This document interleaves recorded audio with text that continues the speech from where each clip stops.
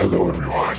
In this video, I will show you many scary stories so you can practice your English listening and have an excellent time listening to horror stories just in time for Halloween. And if you're currently studying English, then you should join my channel membership. Without further ado, let's begin. The 8-foot-tall ghost. Hello, this is a story from my high school vacation. My grandfather's house is about a 2-hour drive from where I currently live. It's a typical rural farmhouse, but I really like the countryside atmosphere, so I started going there occasionally on my motorcycle since high school. However, the last time I went there was just before entering my senior year of high school, so it's been over a decade since I've been there. What you need to know is that it's not that I didn't go, it's that I couldn't go. During the spring break after my sophomore year of high school, on a day when I was completely free without any plans, the weather was so nice that I felt like riding on my motorcycle to my grandfather's house. Upon arriving to his house, I laid down on the wooden porch to feel the breeze, propping my head up with one arm, and just stared at the sky without a care in the world. A cool wind flowed pleasantly over my body, and the warm sunlight wrapped around me, keeping me from getting cold. Then all of a sudden, a strange sound reached my ears. It didn't sound like a machine. It sounded like a human voice. And it was a sound somewhere between po and bo, hard to distinguish. Curious, I looked around and discovered a wide-brim, white woman's hat appearing over the fence. The hat moved sideways, and when it reached the end of the fence, a woman appeared. It turned out that her body had been hidden by the fence, and she was the one wearing the hat. She was wearing a white dress, the same color as the hat. However, the fence was over 7 or 8 feet tall. I wondered how tall she must be to be taller than the fence. As I mindlessly stared at her retreating figure, she eventually disappeared from my sight. And then the sound also stopped. At that time, I casually thought that she might be a tall woman wearing extremely thick-soled boots or heels, or perhaps a tall man in drag. Later that day, while talking with my grandmother and grandfather who had returned from the fields in the afternoon, I suddenly remembered and mentioned it. I saw an incredibly tall woman earlier. Could it have been a man in drag? But they seemed uninterested and responded simply with, "Oh, is that so? I mean, she was taller than the fence. She was wearing a hat and making this strange bop bop bop bop sound while walking around." The moment I said that, my grandfather's expression changed completely. Feeling a bit perplexed by my grandfather's reaction, I finished describing the woman I saw. He then put on a serious face, deeply pondered for a moment, and went into the next room to make a phone call. I couldn't hear what he was discussing on the phone, but it was clear that my grandmother, who was sitting in front of me, was trembling. After finishing the call, my grandfather returned to the room and told me to stay the night, insisting that he couldn't send me home no matter what happened. I desperately wondered what I had done wrong, but no thoughts came to mind. After all, it wasn't me who went to see the woman. She appeared on her own accord. My grandfather hurriedly prepared to leave, saying that he was only going to pick someone up and then drove away. When I cautiously asked my grandmother what was going on, she told me not to worry and that I had been enchanted by the 8-foot-tall ghost and that my grandfather would somehow take care of it. My grandmother began to slowly tell me about the ghost while we waited for my grandfather to return. It is said that there is a 8-foot-tall ghost in this area. The 8-foot-tall ghost takes the form of a large woman and makes a strange laughing sound in a masculine voice. According to those who have seen her, she sometimes appears as a woman in a traditional dress, or sometimes as an old woman in a kimono, and sometimes as a middle-aged woman in work clothes. While her appearance varies, The commonalities are that she's female, abnormally tall, wears something on her head, and makes an unsettling laughing sound. There are rumors that she followed travelers here long ago, but that's not confirmed. She can't go to other areas because obstructions or totems have been set up in all 4 directions, north, south, east, and west of this region to seal her in. Like all those who have been cursed by the 8-foot-tall ghost before, it is said that if you are cursed by this ghost, you'll die within a few days. My grandfather returned with an old shaman. The shaman looked at me and immediately handed me an amulet, saying to keep it with me. Then he and my grandfather went upstairs to a room that had been empty and began doing something. From that point on, my grandmother stayed with me continuously, even following me to the bathroom and leaving the door open. At this point, I thought to myself, something really serious must have happened, and I became scared.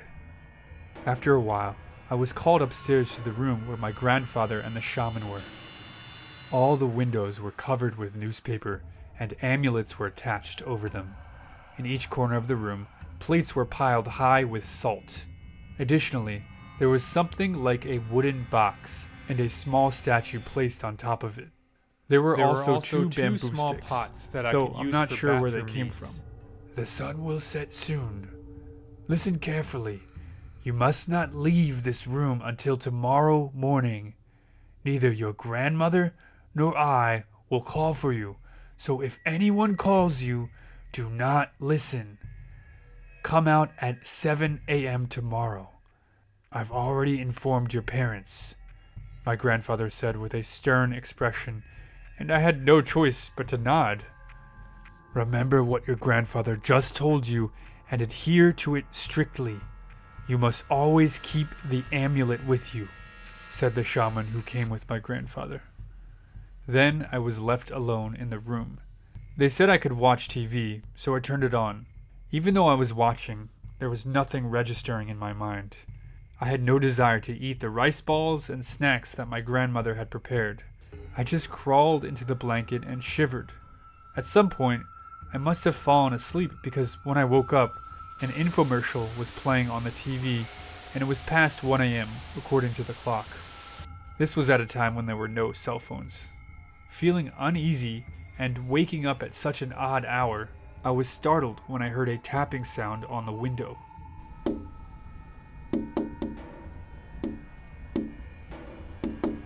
The sound wasn't like someone throwing a stone.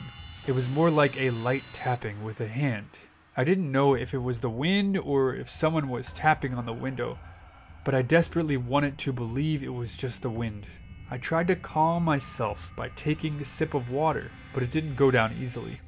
I was so scared that I turned up the TV volume and focused all of my energy on watching it.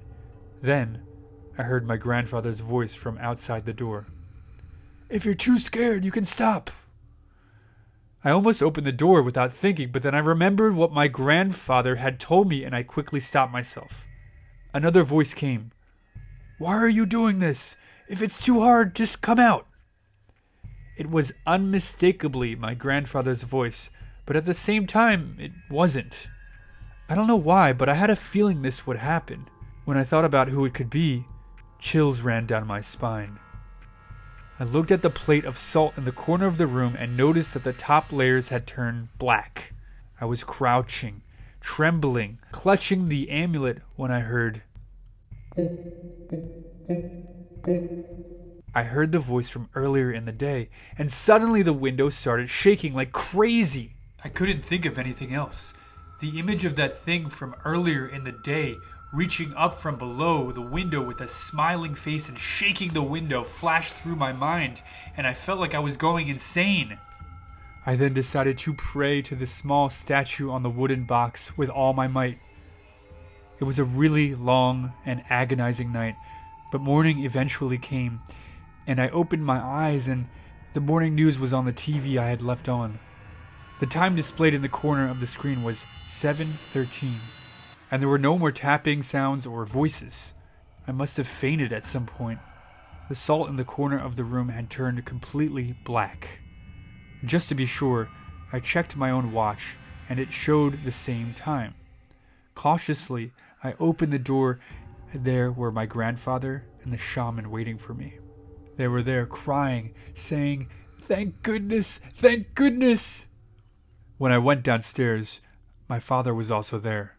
When I heard my grandfather's voice from outside telling me to come out, I saw a minivan parked in the yard, and a few men who looked like villagers were standing there. The minivan had 9 seats. My grandfather was in the driver's seat, my father in the passenger seat, and the shaman was also sitting in a chair between them. I was made to sit in the very center, so 8 people surrounded me. "Bow your head and never open your eyes. Even if we can't see it, you can. Keep your eyes closed until we say it's okay." A man who looked to be around 50 and who was sitting to my right spoke. The car started moving. After driving for a while, the shaman sitting in the passenger seat began chanting prayers, saying that this was a critical point. Suddenly, from outside the window, that sound came again. I was clutching the amulet the shaman had given me.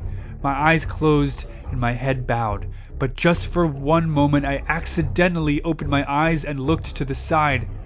A woman in a white dress with long arms and legs, her joints bending in strange directions, was running right next to the car.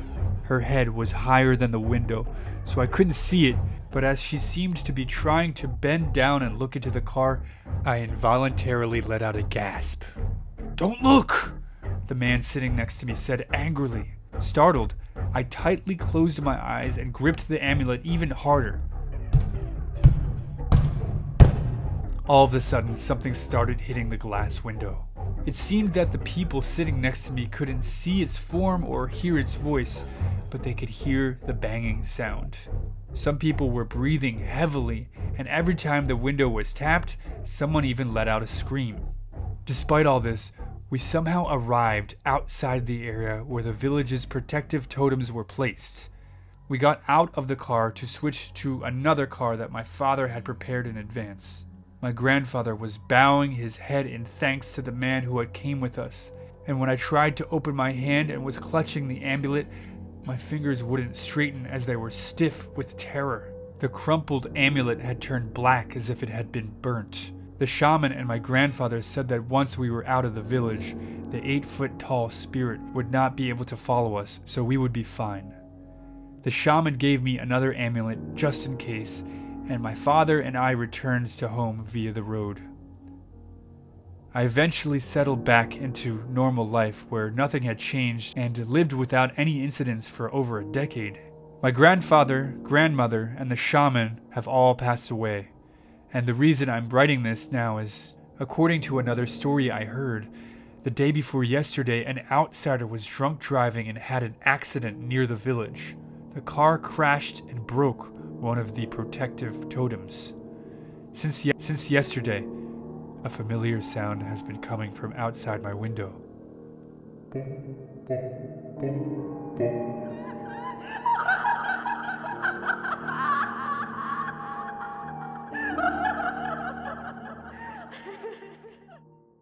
Last messages.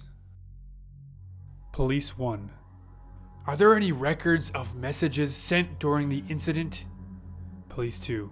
Yeah, here they are. I love you, Mom. I can hear footsteps on the stairs. I think he's outside my room. I hear sirens, but they're far away. I'm hiding in the closet. I hope he didn't hear me. Hang on, I heard something downstairs. The cops are already here looking for him. They'll catch him. Don't worry, Mom. I'm safe. I love you. The cops said he's some escaped serial killer and he's been breaking into homes around the area. Yes, Mom, it's on the news now. I'll keep my doors locked. Oh, wait. The most recent messages are displayed at the top. Let me reread it for you. Yes, Mom, it's on the news now. I'll keep my doors locked. The cops said he's some escaped serial killer and he's been breaking into homes around the area. Don't worry, Mom. I'm safe. I love you. The cops are already here looking for him. They'll catch him. Hang on. I heard something downstairs. I'm hiding in the closet. I hope he didn't hear me. I hear sirens, but they're far away. I can hear footsteps on the stairs. I think he's outside my room. I love you, Mom. These were the last messages of the victim.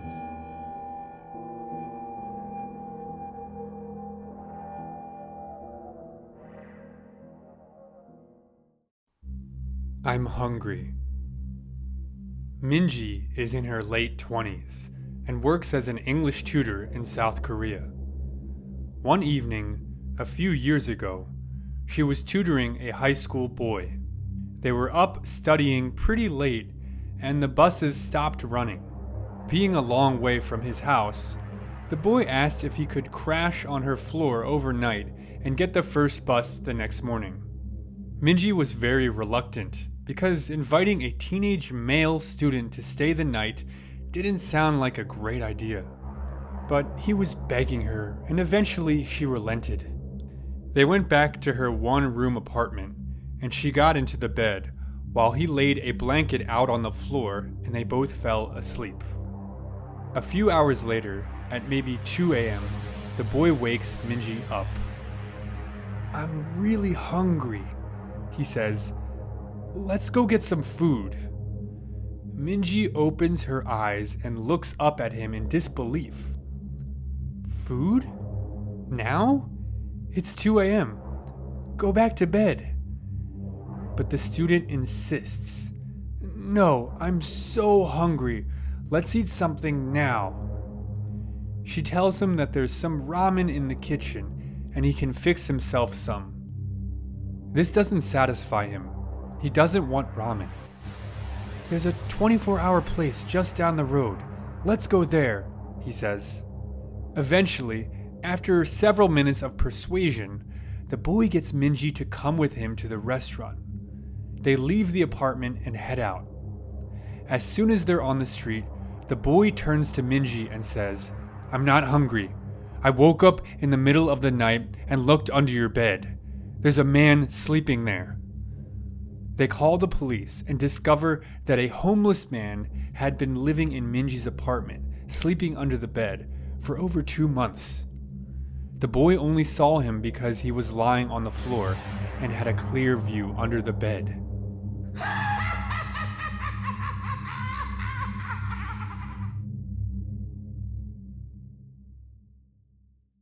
Christmas list.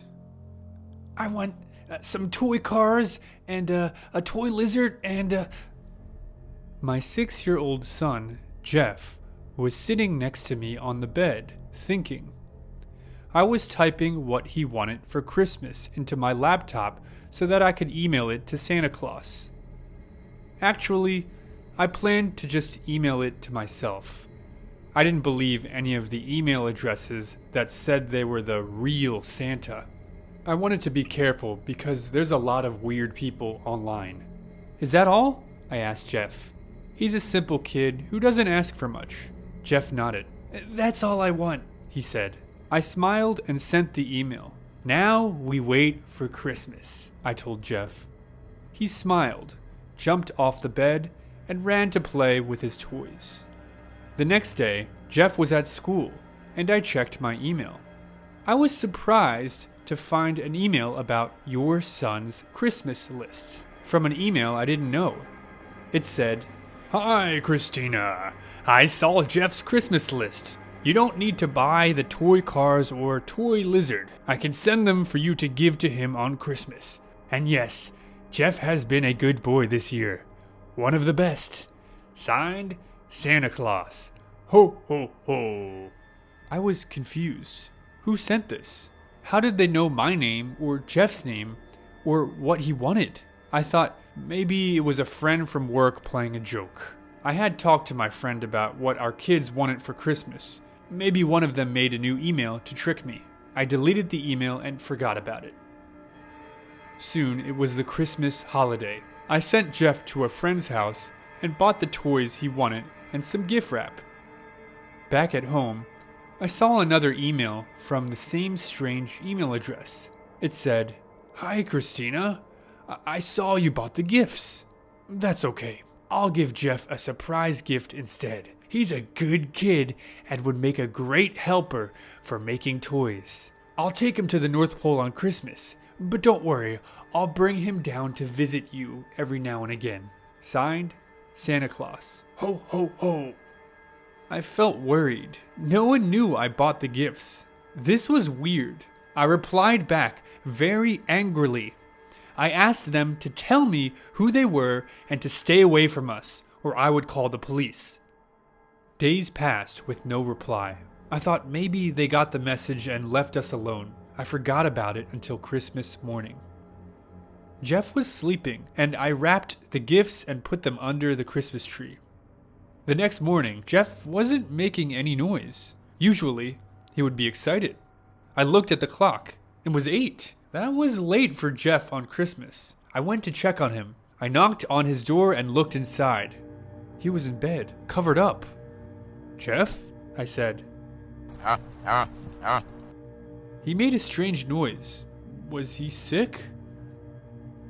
I touched his head. "Wake up, Jeff." Santa came. Then I felt strange bumps on his head. I got scared when Jeff turned to me. His ears were pointy and furry. His face looked like a dog's snout. He showed me his arm. Instead of a hand, there was a hoof like a goat's. I was shocked and couldn't talk. Then someone knocked at the door. I ran downstairs to see who it was. I looked through the door's peephole. A man with a white beard and a red jacket was outside. I had locked the door so he couldn't enter. Then I remembered the strange emails. I checked my phone and there was a new email from that same address. "Hi, Christina. Since you didn't want Jeff to be a helper, I turned him into a reindeer. My old reindeer are tired and I need a new one. I'll come to get Jeff. Signed, Santa Claus." Ho, ho, ho. I felt like I was going to faint. I read the email over and over, trying to understand it while the man kept knocking at the door. And then he said, "I know you're in there. Open up. Ho, ho, ho."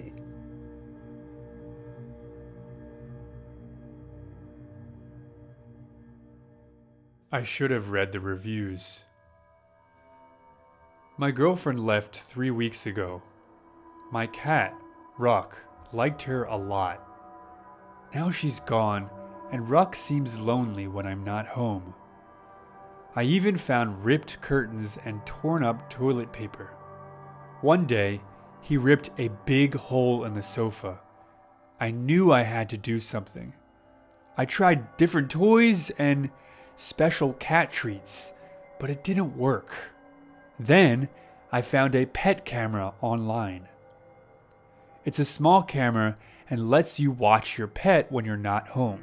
You can even talk to your pet through it via the microphone. I immediately ordered the camera and got it the next day and set it up in my bedroom where Ruck likes to hang out. The next day when I went to work, I checked the camera many times with my smartphone. When I talked through it, Ruck seemed happier and he didn't destroy anything. After 4 days of using the pet camera and talking to Ruck, I thought I had fixed the problem. But then, something strange happened. I got into bed with Ruck and received a message from the pet camera on my phone. I thought it was probably nothing, but I checked it anyway. What I saw scared me a lot. It was a video of a tall, skinny, strange man coming into my room. He walked in a funny way and got really close to the camera, looked directly at it, and smiled with big yellow teeth. Then he quietly went under my bed. I paused the video and looked around. There was no one there. That was kind of weird. I looked at the camera reviews online. Most of the reviews were very positive. People were very satisfied with the camera. But then I found one customer complaining that the camera was on a time delay, sometimes as much as 15 minutes. Now I'm in bed, and I know that man is under it. I could call for help, But maybe it's too late. So please always read the reviews before buying something.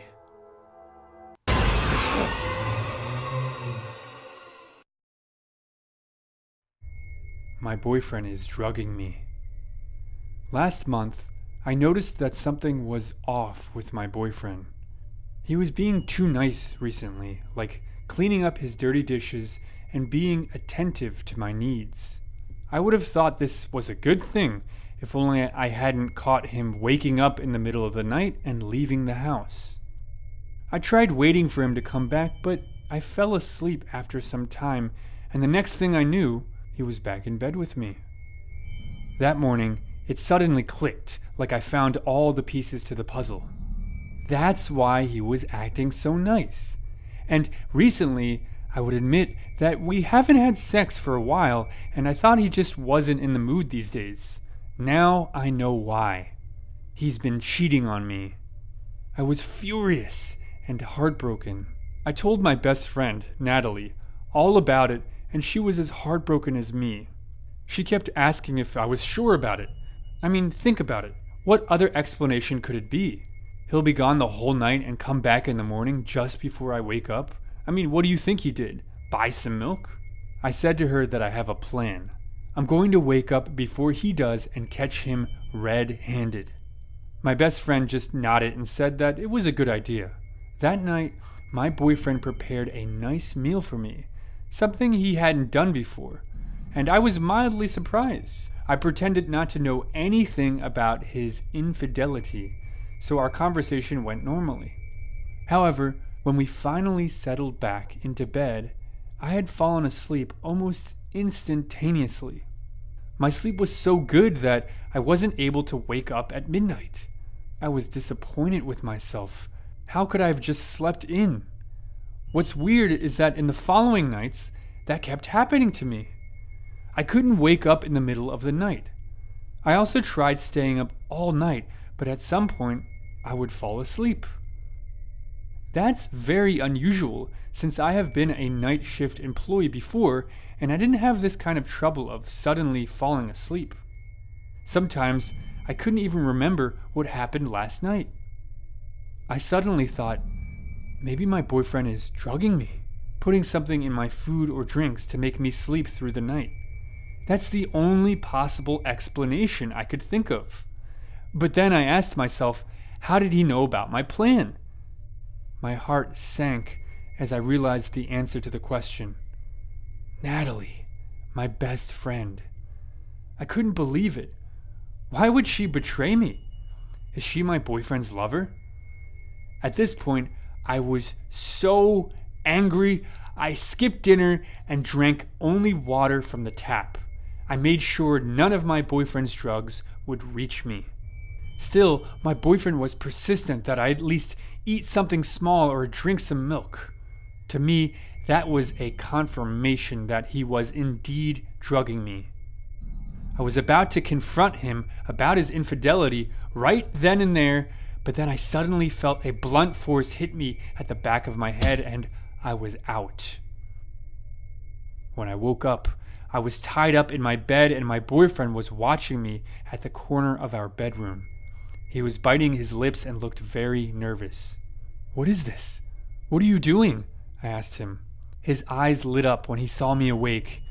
He then ran to our living room and called someone.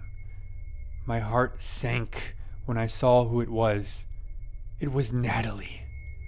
I yelled immediately after seeing her. It was you! How dare you! I shouted at her. Natalie asked me to calm down. It's not what you think, she kept repeating. I'm gonna kill both of you when I get out of here.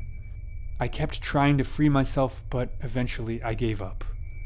They used some of the thickest ropes I've ever seen.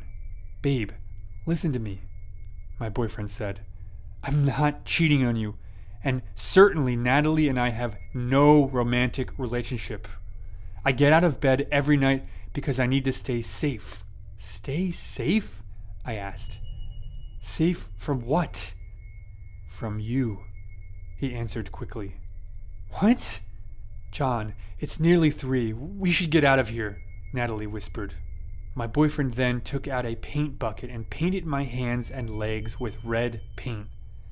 I was so confused and I struggled as he did it. All the while I was thinking, who is this person? Is this really my boyfriend? How could he do this to me? And as if he could hear me thinking, he kissed me on the forehead and said, You'll understand everything tomorrow, I promise.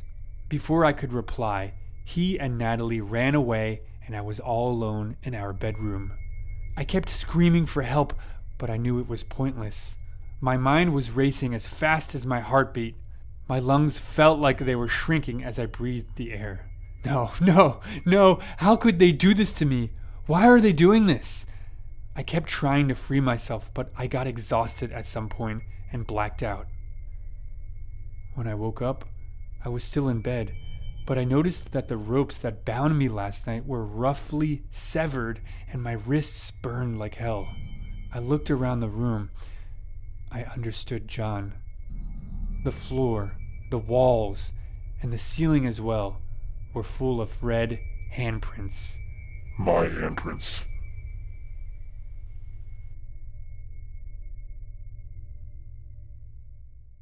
The last broadcast. Brian was a night owl, fascinated by vintage treasures. His latest hobby was spending late nights tinkering with and listening to antique radios he'd picked up at thrift stores. His friends joked that he needed a better hobby. One night, Brian stumbled upon a broadcast that made his heart stop. He suddenly heard a shaky human voice. If you're listening to this, I need your help. Please listen to me. Whatever you do, do not look outside your window from 3:13 to 3:17 a.m. Brian chuckled. This had to be a prank. One of my friends is probably just trying to mess with me for fun. But then he noticed the time. 3:12 a.m. He felt his heart rate pick up. It's just a prank, he told himself. But as the clock ticked to 3:13 a.m., he felt an irresistible urge to look outside the window. He fought the temptation, focusing his eyes on the design of the vintage radio. Then the broadcast resumed. You're doing well. Whatever you do, do not answer your phone. Right at that moment, his cell phone started to ring on the table next to him. It was a call from an unknown number. Brian froze, staring at the screen as the seconds ticked away. Again, the radio voice. If it helps, hold your breath. That should make you calm down a bit. The phone stopped ringing, and Brian exhaled, not realizing he had been holding his breath. The time read 3:17 a.m. He thought it was over. But then his screen lit up with the text. Why didn't you answer, Brian? I could have told you how to survive. You're running out of time. You need to get away now. The room suddenly felt 10 degrees colder. The broadcast came back. This time the voice was speaking in a calmer tone. You'll hear a knock at the door. Do not panic. Just stay calm and be silent. And remember, don't answer your phone. Brian's heart pounded in his chest. With wide eyes, he silently waited for the next instructions from the radio. Suddenly, he got another text. It's in the house. Run! The radio voice then said, He's in here! Get him! Before Brian could react, he heard the sound of slow, deliberate footsteps coming from his living room. His phone buzzed one last time.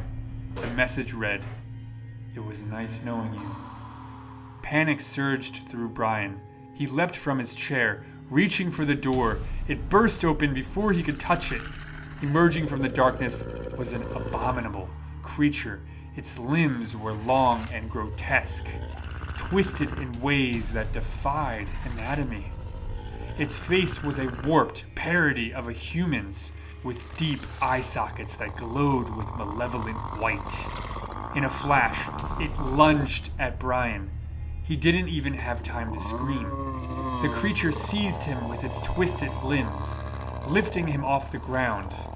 He looked at its awful eyes and felt an indescribable coldness seep into him, freezing his scream in his throat. In a matter of seconds, his body contorted unnaturally, as if being wrung out by the creature's hands. He felt his life drain away, his eyes wide open in eternal terror. The next morning, the police found Brian's apartment in shambles, the radio still playing static. Brian himself was dead, and his body contorted in an unnatural position, his eyes frozen wide open. The clock on the wall had stopped. It read 3:21.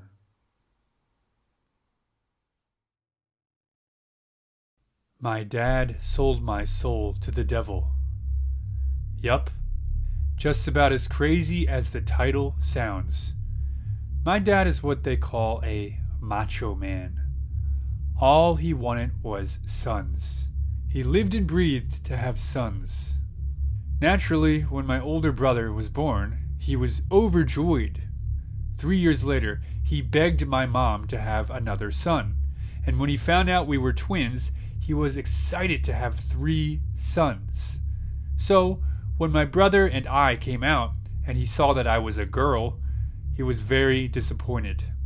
I've always been his least favorite kid, and he never even tried to hide it.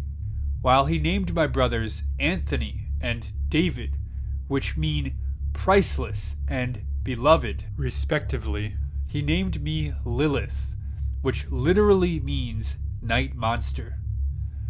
While my brothers and mom tried to be nice to me and call me Lily, he insisted on calling me Lilith, so I could, as he said, feel the disappointment that he felt the day I was born.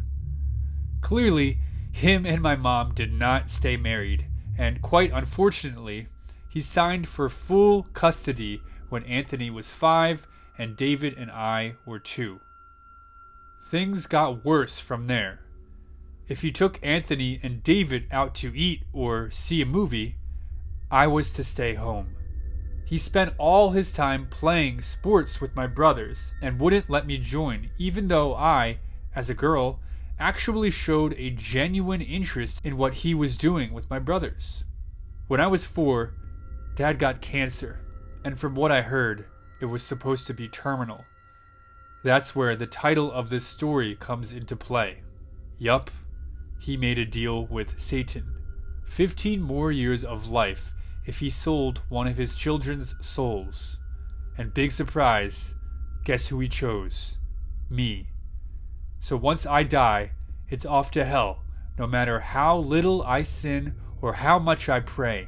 It doesn't matter. My fate is sealed. The first time I remember something happening to me was about a month after my dad made that deal. I was in my tiny, cramped room trying to sleep on a bed I outgrew years ago while my brothers and dad watched a movie downstairs when I saw it. This thing in my closet. Its face was light-colored, with thin, hollow eyes and an open mouth. Its long and bony fingers wrapped around my closet door. There was no question that this thing was a demon. I immediately cried for my dad, who stormed up the stairs and gave me a beating for interrupting his movie night with his sons. After that, he called me a stupid little girl for crying and locked me in the room. As I cried all that night, the demon simply watched me from the closet, unmoving. Demons watching me were pretty normal from then on. Sometimes it would be the light-skinned, skinny demon in my closet. Other times a dark figure hovering over my bed. And on bad nights, a horned figure with glowing red eyes would stare at me, taunting me through the window. After a while, I stopped being scared of them. One night when I was 9, the gaunt creature was back in my closet, staring at me while I read. He began to make really weird growling noises, to which I shushed him. He then did something he never did before. While he would occasionally wrap his hand around my slightly open door, he would never actually come out of my closet. In one swift movement, he tore open my closet door and stood up fully, revealing that he was taller than the ceiling itself. He bent his neck in an abnormal way to fit under the roof. I should have been pooping my pants at this moment, but for some reason, I just wasn't that scared. We locked eyes for a while, which was more awkward than scary, so I just went back to reading my book. He just looked at me curiously for a while, until my dad decided he wanted to be a horrible person again, and threw open my door to yell at me for something or other. The entire time, the demon just watched. Thankfully, my dad left after slapping me across the face, but I was crying again for the rest of the night. The demon, who now looked at me with something more than just curiosity, looked into the hallway outside my door, trying to see my dad. As I did nothing but sob, the demon just sat down beside my bed, towering over me. Neither of us looked at each other the rest of the night. I cried while he just stared off into the distance, but I wasn't alone, and that was all I cared about. From then on, things changed. I wasn't just not scared of the demons. I welcomed them. Especially the skinny one who sat by my bed at night. He would sit with me whenever my dad was mean to me, or whenever I had boy troubles at school. He never talked to me, and barely ever looked at me. But all I cared about was that he was there for me. I even gave him a name, Papa. I remember this one night.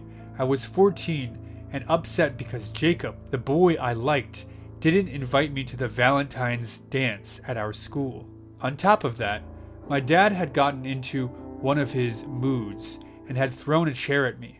When I ran into my room, I was almost relieved to see Papa crouched by the closet. "Papa!" I cried, running to him. It was stupid, I know. I was calling a literal demon Papa, but I had nobody else. He was the only one who had ever shown me any sympathy. At first, he stepped back, but as I cried even harder, he looked me in the eyes and stepped out of the closet. Then he did something surprising. He hugged me. As I felt his icy, cold hands wrap around me, I should have been terrified, but I was filled with love. Love for finally finding a dad who loved me. But one night, as I was doing homework for English class, I made a mistake. Papa looked curious, so I decided to read out loud to him. I guess I made too much noise though, because David opened my door. "Lilith, who the hell are you? What on earth is that?" he screamed, and my dad came rushing up. Papa couldn't hide in time, and now Anthony, David, and my dad all stared him down. He stood up, revealing his giant body, and David began to cry, while Anthony froze in place, and my dad ran off to get a bottle of holy water that he kept under his bed ever since the deal was made. As I tried to run away with Papa, he stopped me and shook his head. We both knew it was too late. I cried as I hugged him goodbye, and my dad approached us with the holy water and sprayed it on Papa. He let out a very loud cry that could have been heard from across the country. I watched in horror as Papa, who had stayed with me all these years, faded away into nothingness. "There, it can't hurt us anymore, sons," he said, embracing David and Anthony in a hug. I just laid over Papa's lifeless body, uncontrollably sobbing. We were all so caught up in that moment, we didn't realize something came up behind us. He was large, even bigger than Papa, and had 2 large horns, a goat's head, and a large stick in his hand. Dad turned around slowly, looking to this thing as he glared down at my abuser. "Your Majesty?" We had a deal, Stanley. I granted you 15 more years of life on 2 conditions. 2. It boomed, and I noticed David had wet his pants. "It was a misunderstanding, sir. My daughter..." You were granted 15 years of life on the conditions that I get your daughter upon her death, and you never harm anyone ever again. Do you understand? It asked. Yes, and I haven't, I promise. The creature laughed. First you break a promise, and now you lie to his satanic majesty himself? Seeing you have not only harmed your daughter her entire life, but have killed one of my best minions, you have broken my trust. I'm breaking off the deal. My dad got on his knees. No, please, I'll do anything, he begged. Satan looked at me. There is one way. If Lilith, your daughter, and the one you cursed, forgives you, I will set you free and you will live the rest of your life. My dad slowly turned to me and put on a smile. Hey, Lily, look at me. I'm your dad, your papa. I raised you. Don't you love me? Don't be stupid, I'm your dad, he said, getting more agitated as I stared at him. It's up to you, Lilith, Satan said. I looked to Papa's body on the floor and then back to my dad. Come on, you gonna believe Satan or your dear old dad? My dad said, pleading to me. I glared at him. My dad is dead, bitch.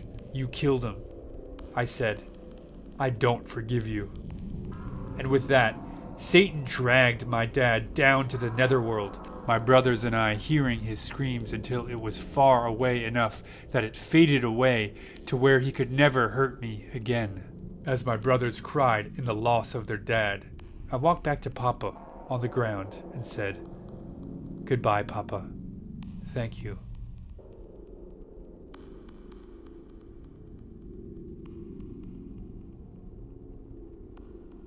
My fiancée and I are from California, but her family lives in Colorado, and they own a cabin near Pikes Peak, way up in the mountains. After visiting them, they recommended we stay at the cabin a few days.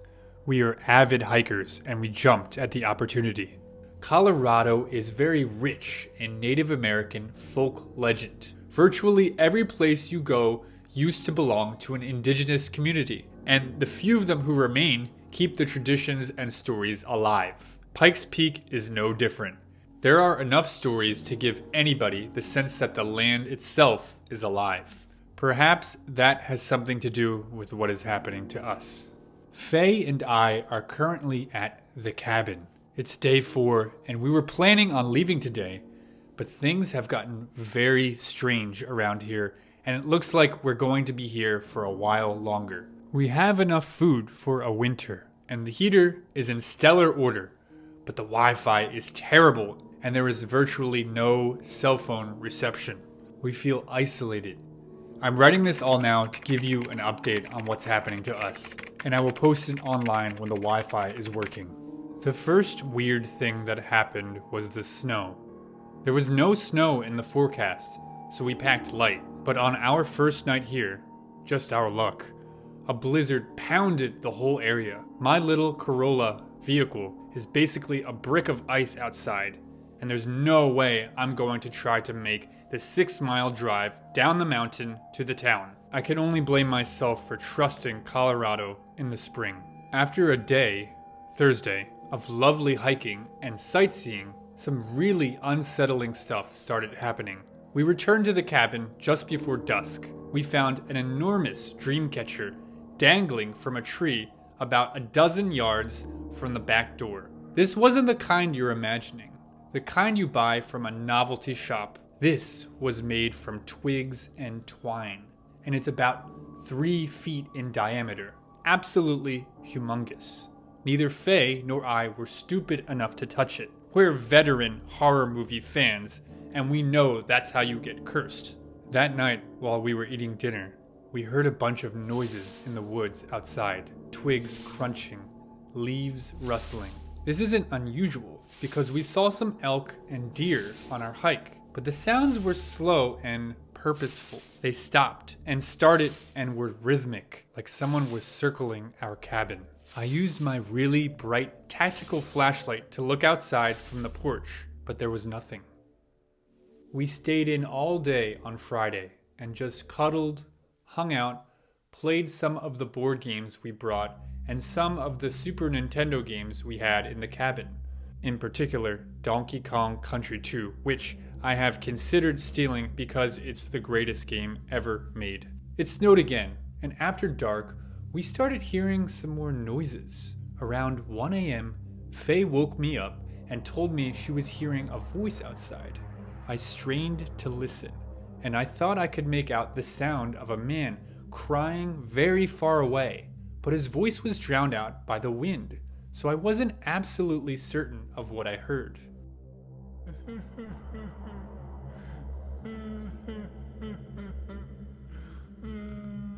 We went back to sleep, but again, around 4:45 a.m., we heard him more distinctly and closer. He sounded like he was calling for help, but he would dip into another language that I've never heard before. Help. Help.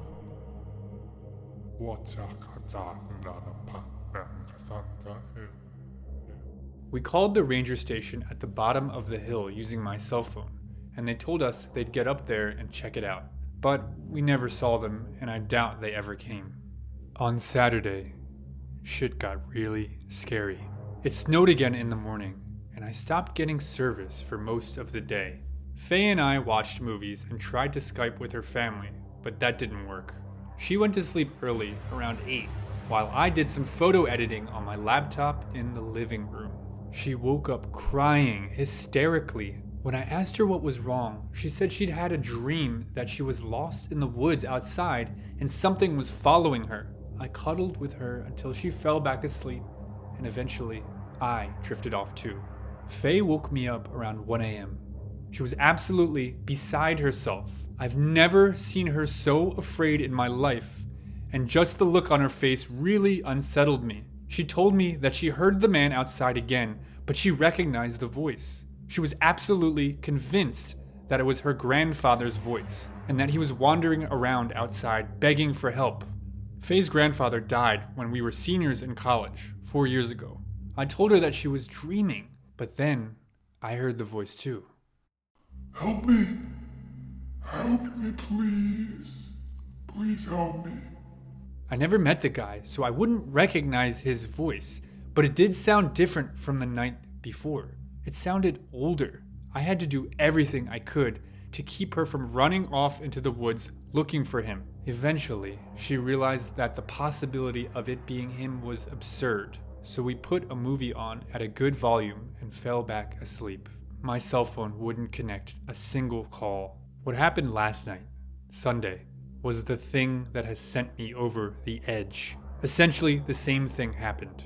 Around 1 a.m., at which point I was still awake, almost expecting the noise to happen, I heard the voice. This time, it was a woman's. Thankfully, it was distant enough that it didn't wake Faye. I walked into the bathroom and cracked the window open just a tiny bit. The frosty air that came through that crack seemed like a death sentence to me as a Californian. Nobody could survive outside for that long in that kind of weather, not without serious, military-grade winter gear. And yet, someone was wandering around out there, stepping on twigs and crying? Now, I'm a reasonable person, sometimes even skeptical, but I'm telling you, the voice sounded exactly like my mother's. Help me! My mom is alive and well and living in Southern California, so when I heard my mother's voice out here in the Rocky Mountains, I knew something was really wrong. I would know my mother's voice anywhere. I think we all would. And I am telling you, I'm about 90% sure it was hers, which is way too sure to not scare the living shit out of me. I grabbed my light and went outside with a blanket wrapped around me and my hiking boots on. There were tracks in the snow as if someone was drunkenly shuffling around. Maybe they were injured. The path went right up to the bathroom window and then back into the woods. Help me! Each time the voice called out, I shouted, "Mom?" Or, "Who's there?" Or, "Who are you?" And each time the voice receded further into the woods. I'm pretty sure it was trying to coax me deeper and deeper into the forest, away from the cabin. I'm still alive now because I'm not an idiot. I'm not gonna die like some moron in a bad horror movie. I went back inside and made sure we were locked down tight. Since I'm not able to call the ranger station, I'm posting this instead, and I will upload it to you guys when the Wi-Fi comes back on. It is now 9:30 p.m. on Monday. I've been able to get online twice today. I wish I knew more about electronics, but I'm a history teacher, so I don't think I can fix the Wi-Fi or predict when it'll work. Faye hasn't been feeling well since noon. She developed a stomach ache and has been intermittently throwing up. We both ate the same thing and I feel fine, so I'm not sure what it is. She sometimes gets like this when she gets worked up. Although I'm an atheist, she's very Catholic and is pretty convinced that something supernatural is going on. No need for alarm at the moment. She does not have a fever and I'm keeping her hydrated and in high spirits. It seems like she's getting a little bit better and she went to sleep about an hour and a half ago. Some more noises to report. Cackling. Repetitive vocalizations in the forest, probably 100 yards out.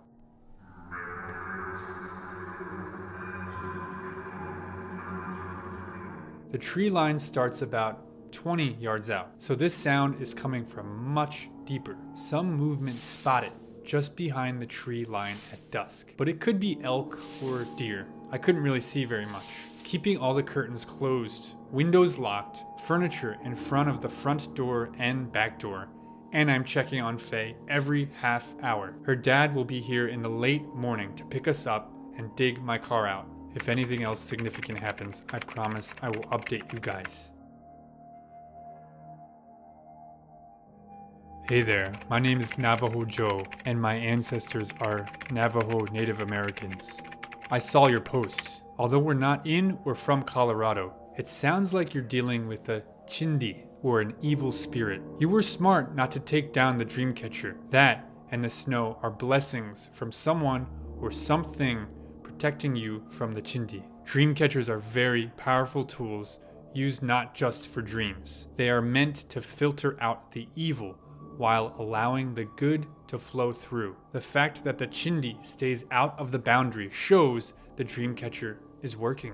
Now, the snow. It might seem like a bad thing, but think about it. The snow is keeping you guys indoors at night when this stuff is happening. You are not wandering out for a midnight hike and second guessing going out to investigate too much. There are probably some old gods watching over you and protecting you. Next, your girl with the stomach problems. If you can find some local Native American medicine, get it. Normally, I would tell you to make some sage tea, but I'm not sure if there is any where you're at. Ingesting corn pollen or even a little natural tobacco could also help. You don't want the chindi following you home. Finally, chindi are evil spirits that will try to infect your life to feed off your misery and fear. Don't go outside or open the windows anymore. I cannot stress this enough. You're very lucky that that dreamcatcher was up and keeping it away. If you go outside again when it's calling, you run the risk of it coming in. Stay inside, close all the windows and doors, and ignore this bastard till morning. All right, good luck.